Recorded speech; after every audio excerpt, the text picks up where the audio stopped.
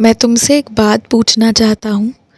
जिन मंत्रों पे तुम्हारी इतनी आस्था है, जिन मंत्रों को तुमने बचपन से घर में सुना हो कि उससे हमेशा कल्याण हुआ है, उससे रक्षा हुई है, उदाहरण के लिए महामृत्युंजय मंत्र ही ले लो, तो कोई भी ऐसा कुछ भी है तो तुम क्यों नहीं खुद 11 बार 21 बार जाप करने से शुरुआत कर देते हो। देखो, साल में 1 बार या 2 बार पैसे देकर जाप करवाना ये तो चलो अलग बात है, लेकिन खुद से करने की बात ना, और खुद से करने का महत्व बहुत अलग होता है। हो सकता है तुम किसी मंत्र की शुरुआत कभी पहले किए होगे और उससे तुम्हें लगा हो कि जीवन में दिक्कतें आ रही हैं और तब तुम छोड़ दिए। ठीक है, कोई बात नहीं। अगर तुम्हारा अनुभव डरावना रहा या किसी भी तरीके से परेशानी रही, हालांकि मंत्र में कोई दिक्कत नहीं है, परंतु ऐसा होता है कभी कभी कि जब बहुत जटिल समस्या होती है ना और एकदम से तुम मंत्र पढ़ोगे तो वो समस्याएं हटने के लिए उग्र हो जाती हैं। लेकिन अगर उसे सह पाना मुश्किल है तो मत पढ़ो उन मंत्रों को, फिर कुछ वैसे पढ़ो जिनमें तुम्हें दिक्कत नहीं होती है। बचपन से कुछ ना कुछ तो तुम्हें पता ही होगा ना, इतने मंत्र इतनी पूजा किए हो, तो मेरा तुमसे यही कहना है कि खुद से पढ़ो।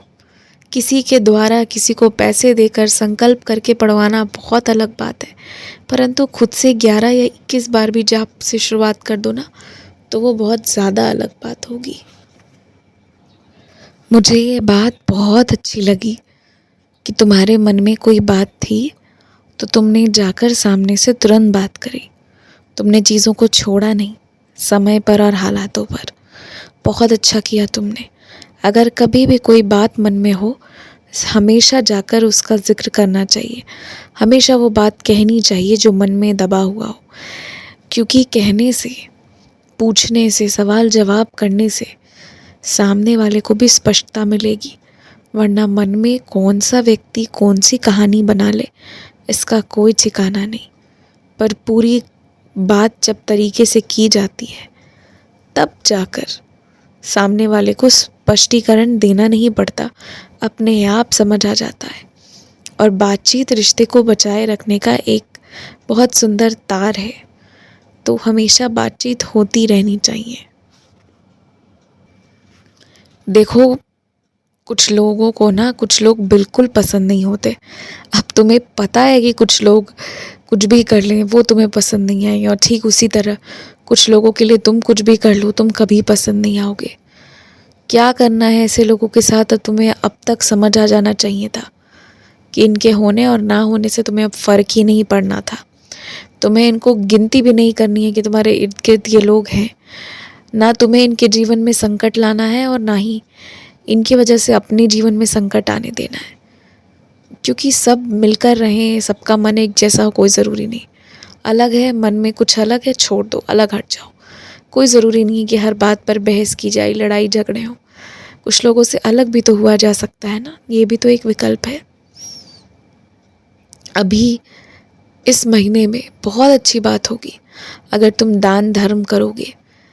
जो दान धर्म कर रहा है, किसी की सहायता कर रहा है, उससे बड़ी कोई पूजा नहीं हो सकती। तो दान धर्म करो, इस महीने में बहुत पुण्य कमाओगे, बहुत ज़्यादा। अगर तुम्हें कोई संगीत, कोई भजन पसंद नहीं है तुम उसे मत सुनो, लेकिन उसके ऊपर कभी हंसना मत। तुम्हें पसंद नहीं है पर किसी को हो सकता है बहुत पसंद हो। अनादर नहीं होना चाहिए किसी भी स्थिति में, भजन का विशेषकर अनादर बिल्कुल नहीं होना चाहिए। तुम्हें पसंद नहीं है तुम सुनो मत। सारे धुन सारे राग सबको पसंद नहीं होते, बहुत साधारण सी बात है ये।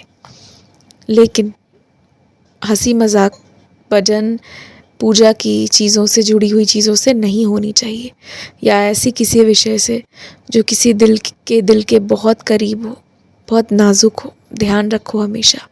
खूब खुश रहो।